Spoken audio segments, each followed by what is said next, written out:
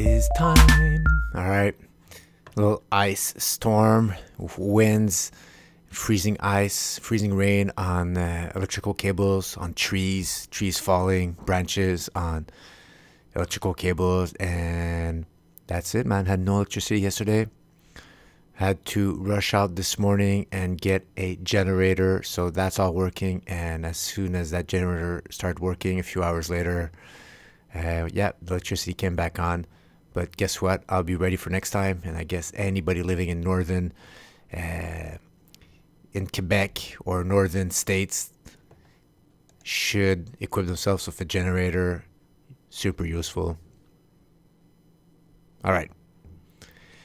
So let's do it one more time. From Diggin, Norway, wanted me to check out this venture, TSX venture stock. So with no further ado, I do oblige. Monthly candle chart. Here's some monthly defined resistance. Here's some more monthly defined resistance. Actually in a downtrend, but we had a close above. So this is probably going to look like an embryonic moves on the smaller time frames. And I just want to identify my closest nearby resistance, so we know where we bounce off, where we bounce down, and how we could build up from there. What are the hurdles on the road to higher targets? But you have to look. You have crazy targets, but you have to look at smaller targets in the meanwhile, and let that build up and see where those bounces could come back down, where you could get up. So for this month, currently, we had some price going up, sellers coming in, buyers coming in, and we have a little doji or spinning top creating above that 12-month moving average. So as long as it's above, it's still declining, but barely slowing down, and that's what you want. You want that stuff to build up. Definite March, nice green volume. Marubozu candle started low, closed high, and this is probably gonna look like a small pullback on the daily charts, maybe on the weekly. So here's my monthly defined support, resistance, and when we zoom in on the weekly, we're gonna be able to do Stan Weinstein and see what do we need to get out to be out of the woods, out of that, overcoming those bearish technicals.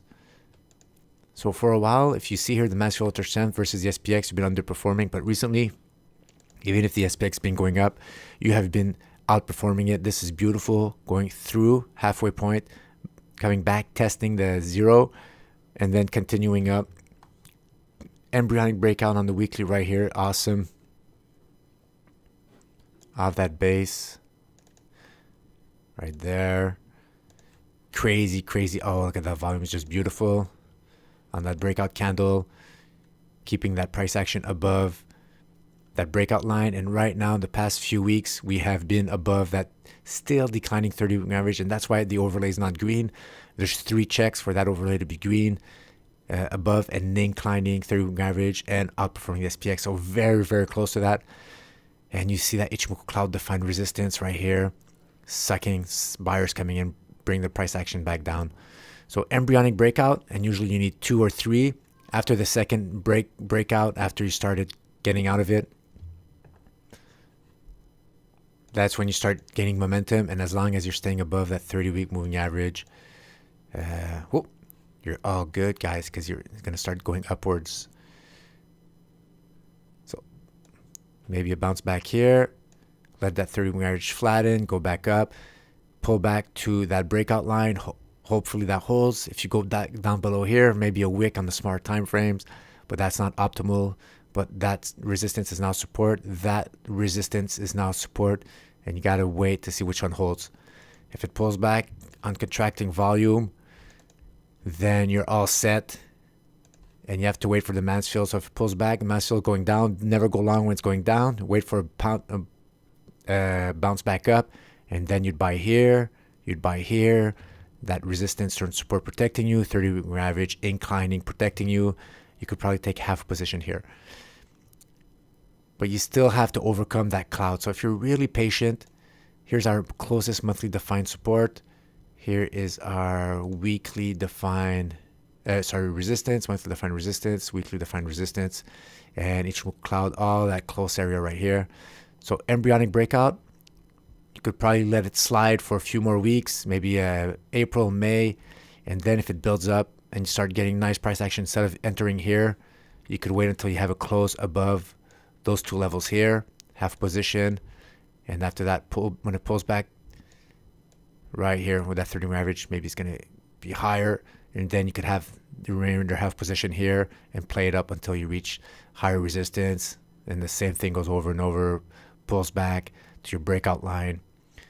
So embryonic breakout still has to overcome Ichimoku cloud defined resistance, monthly defined resistance just a bit above, so don't get trapped. This could easily come back down. You see here how the sellers came back in, kept the price action back down. You don't want to get caught all those weeks. But the green volume is definitely building up on those up days. There's definitely something brewing. Just a question of timing your entry when you want to spend the least time possible in a stage 1 in case it just turns down back into a stage 4. You want to try to catch that end of the stage 1. You want to be in that stage 2 when it starts, and this is probably the levels right here. 55, 54 level, around those levels right there, 58. That's what I'd probably be looking for. Monthly defined closes above that, and then build when the momentum is really up. Because you go back on the monthly, you see you're still in a downtrend, so you need a lot more price action here. And this base right there, if I do a measured move,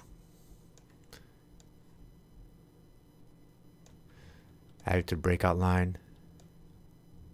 What?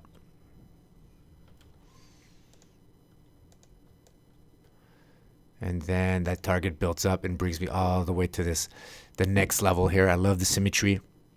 We're gonna have targets which are harmonious with the next available resistance. I like it. Nothing on its way. Zoom back up.